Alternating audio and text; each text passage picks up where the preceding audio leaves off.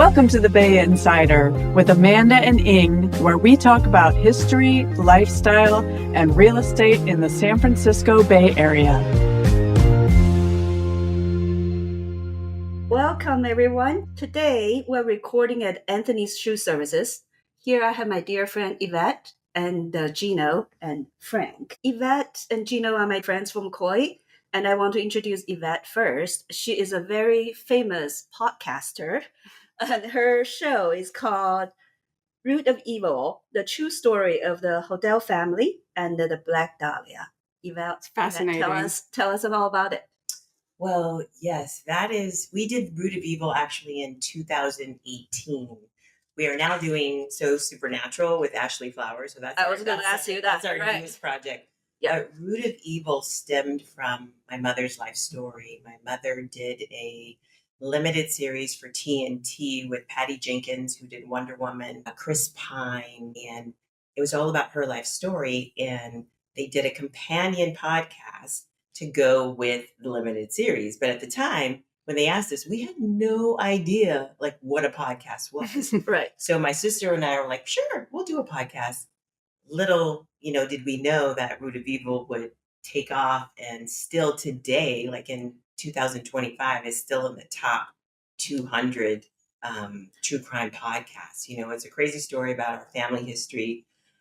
I won't go into it. Just listen to it. It's fascinating. And It is fascinating. It was nominated as the best crime podcast for iHeartRadio, right? Yes, that was in the 2020. beginning of 2020. We were nominated, but we did not win. But just to be in that category was phenomenal. And it took us on to do other things. We did Facing Evil, where we talked about other people's stories and how they overcome, right? Oh, I didn't know that. Okay. Oh yeah, when you go from when you live in darkness, how do you get to the light? And so we always wanted to have a very empathetic aspect to our true crime podcast. Right. We didn't want to be sensationalized or, tell all the gory details. Like, we wanted to tell the heart of the story of what happened to the victims and how their families carried on their legacy. So we did that, which was a huge success. And then we were interviewed by Ashley Flowers, who is the #1 female podcaster in the world.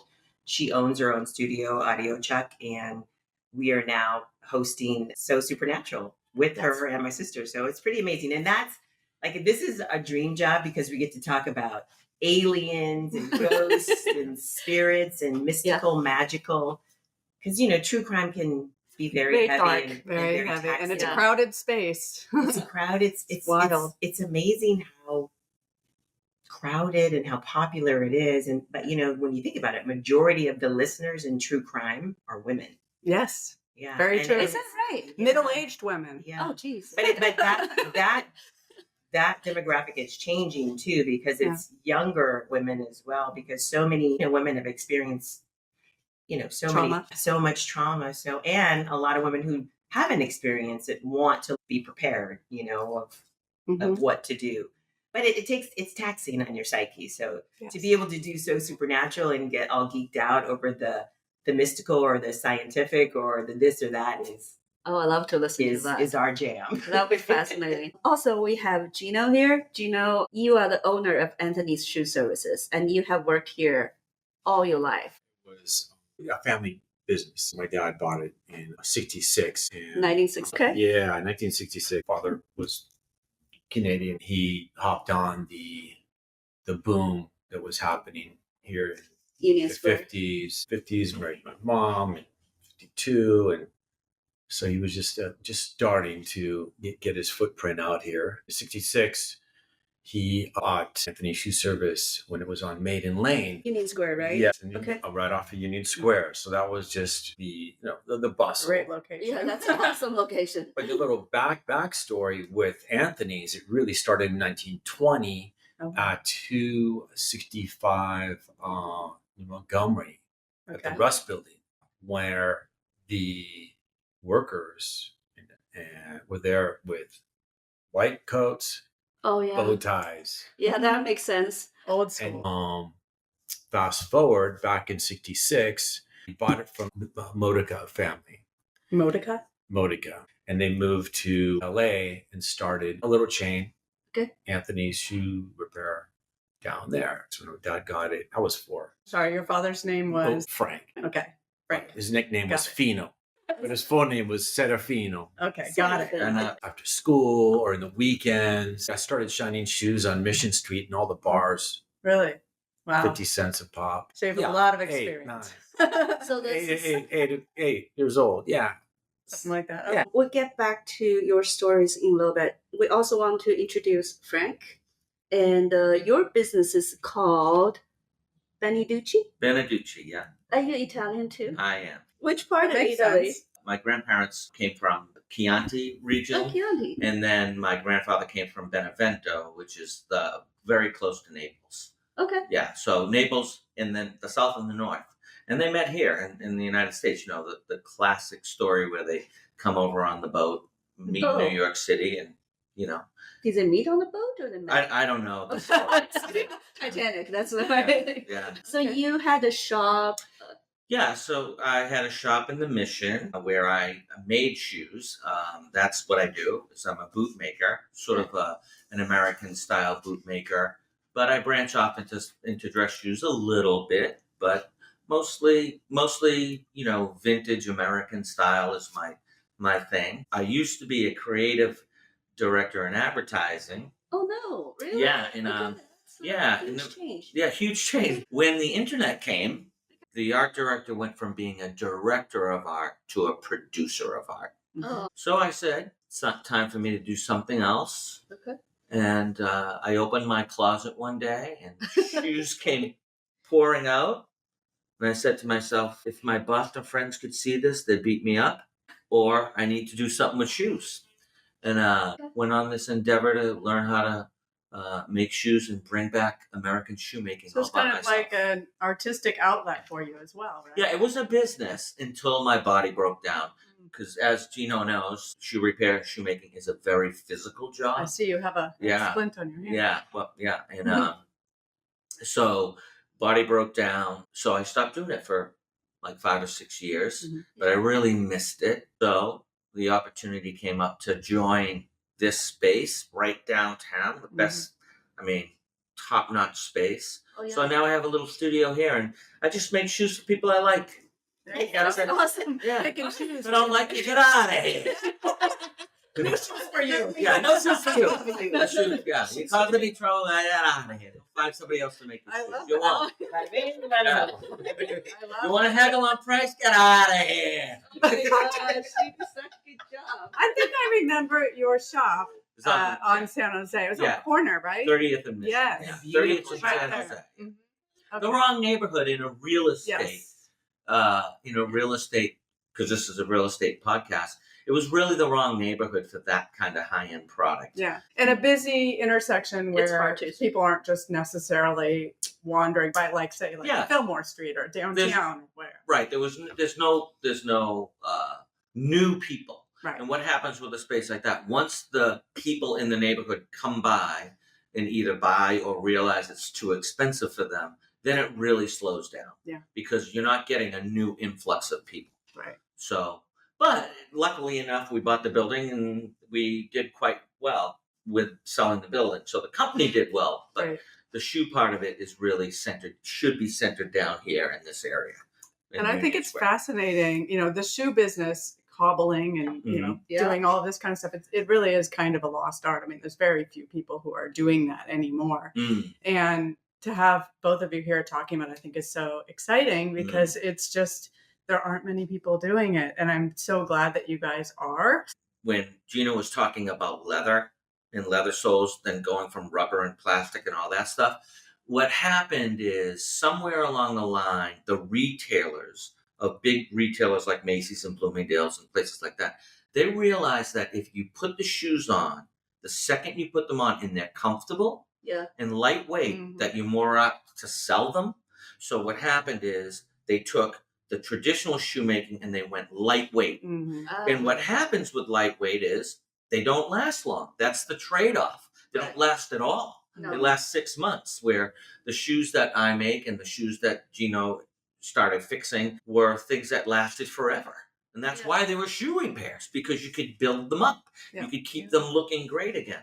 So that's the trade-off. You get a cheaper shoe that doesn't last, fast fashion, or you could buy something the way that I make them, and they last. But the trade-off is that you have to break them in. Yes. Because stiff leather or stronger leather keeps its shape.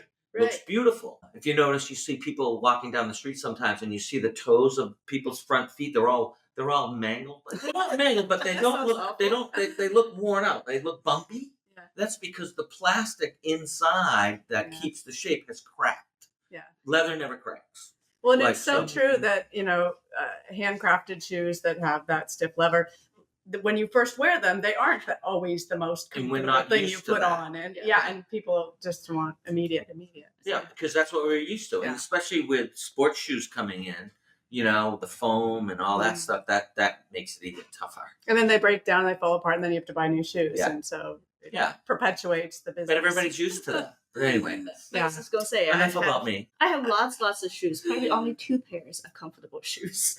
The rest are just, occasional wear. Yeah. Mm-hmm. Yeah. But that's a life we live. I'm sure I'm not the only one who does that. No, definitely not. Well, that's why you have to invest in good quality shoes, and then, go see these amazing craftsmen to take care of them. Yeah. So Union Square, technically block. It's Gary, Hall, Post, and Stockton. Loosely defined, it's actually several blocks, right, in the surrounding area. So I still consider this Union Square, but we could also say it's financial district. It all kind of it's a small little pocket. It's all downtown. Yeah, exactly. But Union Square used to be heart of the city. At least back in the days, used to be a very different place. Whenever people talk about San Francisco, you say go to Union Square because that's a place to go, to shop, to eat, to entertain. But it's not quite like that anymore, especially after COVID. A lot of things changed. So we're just trying to understand, in your mind, how has COVID in particular impact your business and all the other people surrounding businesses? Have you seen any recovery? Yeah. But just in your mind, how has Union Square changed and transformed, for better or worse, in the last couple of decades? Well, I mean, for COVID, totally just broke down our whole economy. That one, even before that, by a few months, before that, it was, something was really brewing up, and we were feeling it. So I'm hearing 2 storylines. One is the shoe business has been declining just because people's purchase habits and whatnot. And then the second one is that Union Square got hit really in 2020 with COVID. Am I right about that? Yeah, and even before that, I think a lot of the smaller businesses were getting priced out of Union Square because they were bringing in, these major entities like Gino said. I mean, Hermes was always here, but Gucci, Louis Vuitton. I mean, so I was working for North Beach Leather, managing North Beach Leather. North Beach Leather was a big company. The main branch was here in San Francisco, but they had many. But even North Beach Leather, was paying $30,000. They wanted $50,000. There was no way that company could withstand that. So a lot of the smaller businesses could survive. Basically, they couldn't survive. So, and then to get, like Gino said, COVID was just a whole new thing for all of us, and that just completely shut us down with the break-ins. The homeless was getting even worse. It already had been bad for many, many years, and now it was just horrific, and people didn't want to come. They didn't have any reason to come downtown. They didn't have any reason to come into the city, and they didn't want to come into the city as well, So, but the question being, is it getting better? Yes. I think we're finally... I noticed. Finally, coming into the light again, for sure. It's not, the streets, it's not like the streets are sparse. There's people are getting out. Busy. Yeah. But the window is smaller. The traffic gets light. 1, 2, 3, 4. And then, the window of time. People are maybe they're going to work really early and they're heading home really early. Right. There's not much of a linger later. To add to Yvette's whole thing about what the problems were is, San Francisco went through a perfect storm of so many factors. Working from home. Yeah. Online retailing. Correct. COVID. Rents sky high rents. Everything has put this city into stress. Well, what's happening is all the kids are being called back to the office. Mhm. No, Right? yes. Okay. That's Even the like, adults. get it. Kids. Working from home is over. We haven't seen that really hit yet. The online ordering, no one's making a profit. When is that going to drop? Because I mean, if you're not making money because of returns, like people will order 8 things and return 7 of them, and they're paying for the returns. So like eventually, I'm very optimistic. Yes. Then I have noticed in the last month there were 3 people on the street. Now the streets look like New York City in the middle of the day. Like you can't see past people walking on the street because they've all been called from home. The only thing I think that will be an interesting thing is if you have 800 square feet of retail space, how can you charge $40,000? I couldn't make that work. I couldn't have a shoe shop. I couldn't sell enough. That's right. You know what I mean? In that tiny space. So the landlords have to get a little bit real, or these shops are going to be empty forever. Yeah. Yeah. I mean, Agreed. Yeah. So I was over here over the weekend, the Tulip Festival. mm-hmm. There were so many people. I couldn't even get in line to get tulip because the line was around corner several times. So I don't know, hundreds, thousands of people. Everyone's lining up to get free tulips. So this, can you explain what that is in case somebody doesn't know what you're talking about? about? Once a year. Like me, I was like, what? This is the 3rd time we're doing this, supposedly. So once a year, this past weekend, there were 80,000 tulips in the middle of Union Square. And people can line up. Everyone get 10 tulips to plant. Beautiful, beautiful tulips. But it's free for everyone who is willing to stand in line. To plant? So like with the bulb? With a bulb. Oh, okay. So I came over here right a half hour before it started. The line was already around the whole Union Square, and I wasn't going to wait. I came back 3 hours later. They basically say no more. There's so many people around tulips. Wow. But it was like New York City. Like you're saying, it was like back in the old days, actually even better. Yeah. It was completely packed with people and activities. But on the other hand, when I went to some stores like Saks Fifth Avenue, They were empty. Mm-hmm. no, you couldn't go in, appointment only. Oh. The entrance okay. was this tiny. Oh, yeah, because there's so many people that they don't want them dashing through there and doing God knows what. And there were a lot of security guards at all the other fancy shops if they were open. So that's the difference I saw. So I want to hear from you guys, since you are here day in, day out, what do you see?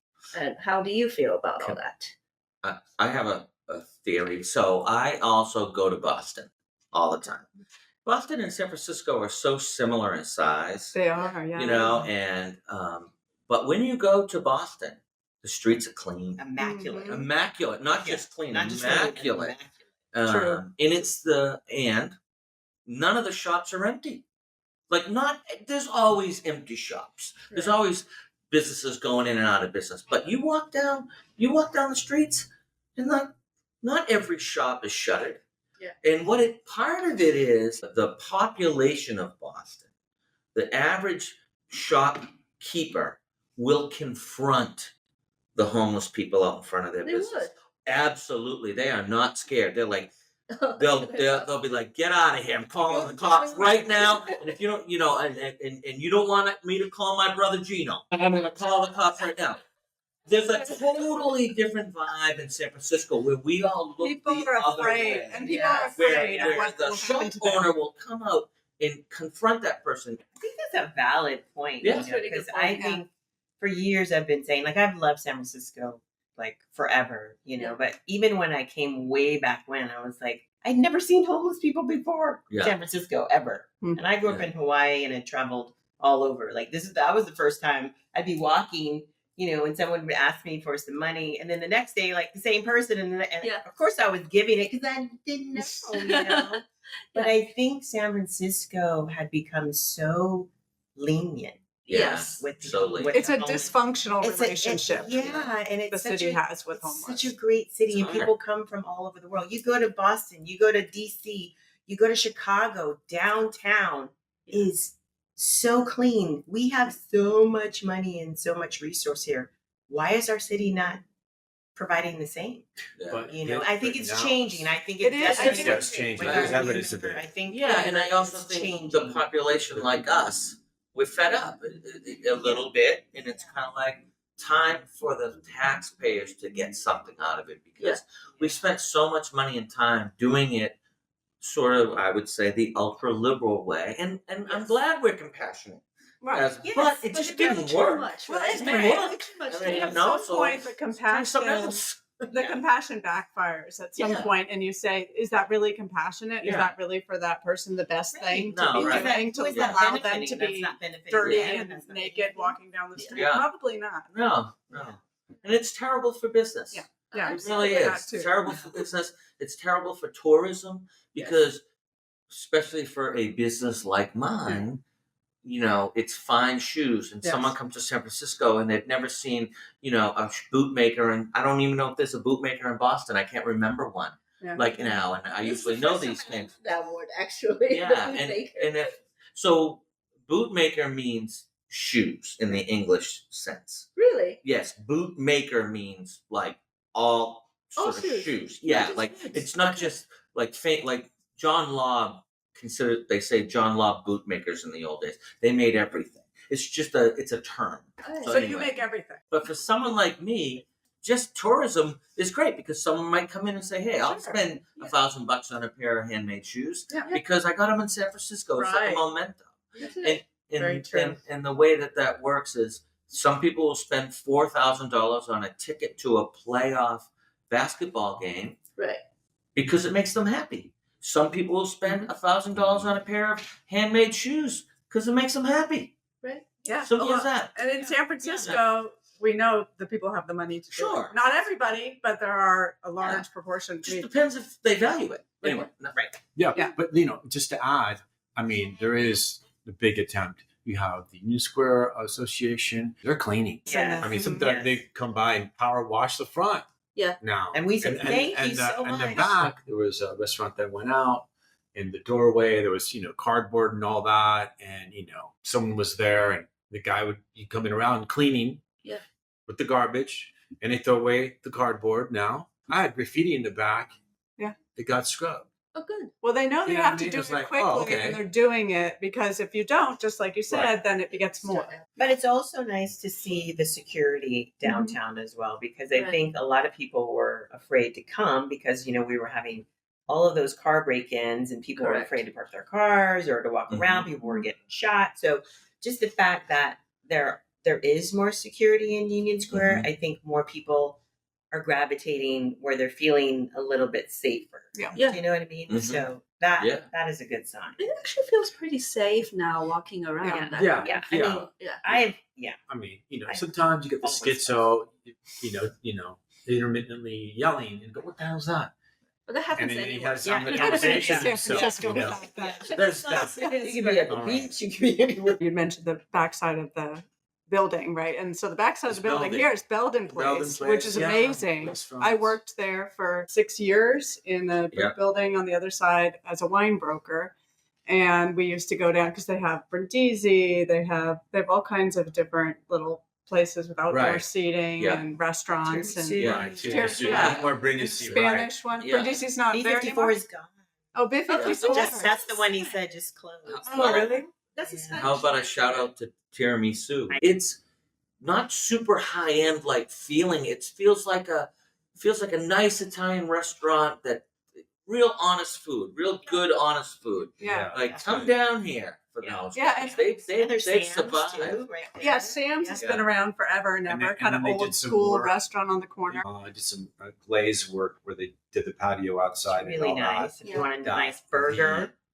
Yeah. I mean, we used to call it the French Quarter, but maybe Yeah. we're not calling it the Yes. French It used Quarter to be. anymore. No, just COVID killed it. COVID just killed Yeah, because that alley. at least it was outdoor seating on Yeah. nice days, Yeah. right? Breathe Yeah. the fresh air. But Yeah, we'd get new wine releases. We'd bring them down, have lunch. Yeah. It was amazing. Yeah, that was from like 24 to 2010, I think, where we were down there. But then they have the Bastille Day celebration, which I think is the 11th of June. June, July, or June? Yeah. I will tell you, Bastille Day, it is June 11th, 4:30 to 9 p.m. Yeah. There's going to be a celebration right around here. But yeah, so anyways, it used to always be on Belden Place, and we would go up there. And anyways, and all around here, they closed the street off. And also around here, the Irish Bank. I don't know if you guys ever It was around the corner of Bush. They had the big St. Patty's Day. Oh boy. And they have like Is a it a big confessional booth that's in there that you can eat in the little confessional. So when I worked here, we went there a lot, and back at Union Square, Johnny Foley's. Sure. Those were kind of. How about the Cheesecake Factory? That's another story. That's gone. Macy's. Now, right? Yeah. This is still there. I No, know. When I was there, No, Macy's is still there, but isn't the cheese? Macy's is going to close. Yeah, apparently. it is. However, now that people are coming back to work, I wonder if that would be a bad move for them because, people are back in the city and they'll get out of that lease and then getting back in will be a lot more expensive. I don't know. I wonder. So what I read is they are going to put that on hold for now. It's still open. I was there over the weekend. So they are putting it on hold. Yeah. There Good. are lots of people in there. Yeah. So packed. I've never seen a Macy's so busy. Great. Good. And I think what they're saying is until someone buys the building, it's going to remain open. Good. Okay. And what they've done also at Union Square area that is really good is the holidays. You notice how they block off all the streets there? Right. Mhm. Yes. And they had like the night market type thing. Yeah. and- Ice rink. And they have Yeah. vendors. Well, the and ice trucks rink, and I've stuff, been yeah. ice Yeah. skating at the ice Yeah. rink for Yeah, years. they've just been doing that every Christmas. Yeah. For a number of years. Yeah. Yeah, but it was nice, and it was nice to come here at nighttime and they have the big lights on it. It didn't feel unsafe. No. And there are a lot of new high-end restaurants coming as well. Yeah. There's called Bombay Brasserie, Mm-hmm. and there's AB Steak and Starlight. There's one in the Macy's building that's a rooftop. What's that restaurant? I don't It's know. really good. You're upstairs and it's got an outdoor space and it's like Oh, that Choto Mate? that's exactly Yeah. it. Yeah, it's great. What? Yeah, Say that again. last time I was there, I thought we thought it was Yeah. We'll great. put it in the notes. Yes. Anyway, Yes. That's a new restaurant as well. High end. It's supposed to be Yeah, very it's popular. great. Big rooftop. They have Yeah. specials all the time. It keeps yeah. on showing on my feed. I Oh, keep on really looking good at it. food. The last time I was there, I thought the food was great. You know what's missed is like the art studios on Thursday night thing. The Thursday night. No. Yeah. Like the you know, gallery one. the Is it gallery every box. Thursday or is it like first It was on Thursday? every It used to be Thursday. It used to be Oh, they every- don't it used do to be it. first Thursday. First Thursday. Yeah. Little stuff like that was. Yeah. It'd be nice to have that back again. And because people go out for Yeah. dinner after, or Yeah. whatever. I'm sure it'll eventually You know, all start to come back. You know, Especially like for you the said, restaurant business. once people start coming back to work. It's You the know. small businesses that I worry about that just can't afford that space. That's right. Those tiny little spaces, Yeah. they have to be filled with something, and or else, just because the city's old, the landlord's got to sort of get a little more real about that because I couldn't afford it. That's a challenge of having a business in San Francisco because the cost is so high, especially when you're in this niche market. Yeah, It's just really hard to break even and make any money. So And a lot of red tape. A lot in terms of people trying to regulations. start new businesses, hopefully small the- businesses. they're trying to fix that. I think Yeah. so. I do think so. And I Yeah. have faith that it's going to get better. it feels better. I mean, think the it feels reality so is this better. really is the most beautiful city in the world, in my And It is. We all agree. That's why we're all when here. I first right? moved Yeah. here, I thought that I'm like, wow, Yeah. this is great. Yeah, we could use some 25 years ago. improvements, but there's just nowhere quite like it. No, there's This no really such isn't. thing. And this is the beating heart of the city. When visitors come and going to downtown San Francisco, it's like, well, there's so many other neighborhoods, so many other places to go, and it's not necessarily the epicenter Yeah, it used to be for tourism. But but for a city, Yeah. for a city size of San Francisco, when you think about New York and like a large city, you need a center. And this really? is a center, right? This is, yeah. Our neighborhoods, as nice as they are, they're not center of the city.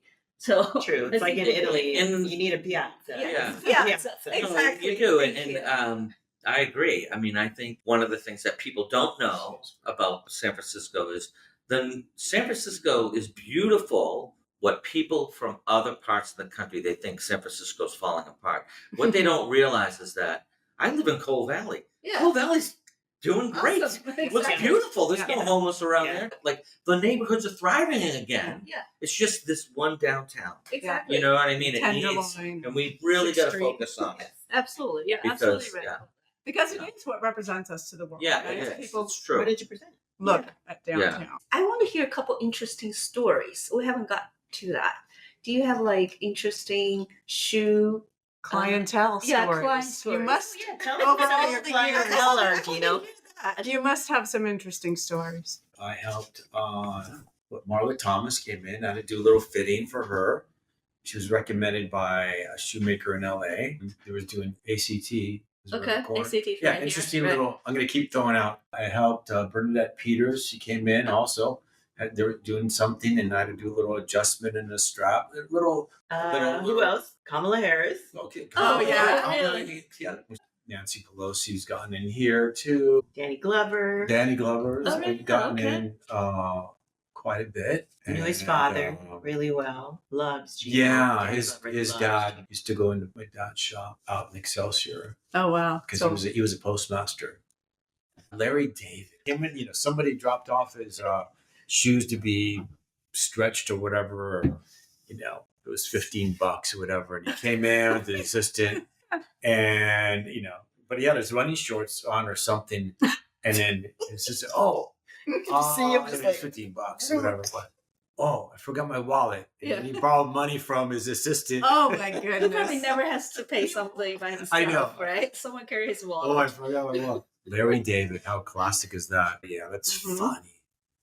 It's funny characters. I have a story. My story is full circle because my grandfather was a shoe shine man in Reno, Nevada. And his Okay. name was Homer Faison. And he was like my everything, my grandfather. And so for me to be placed in Gino's apartment as a roommate and then to get married Right. and fall in love, and for me to marry a soul man is full circle. It's Oh yeah, completely yeah, full right circle. on, yeah, Yeah. it's true. Anyone has any stories or interesting comments? Favorite businesses Yeah, or things you would recommend in the area? Union Square or Financial District? Where do you see the future?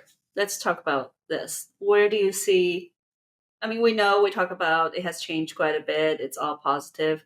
And what do you see as the future of the area and your business?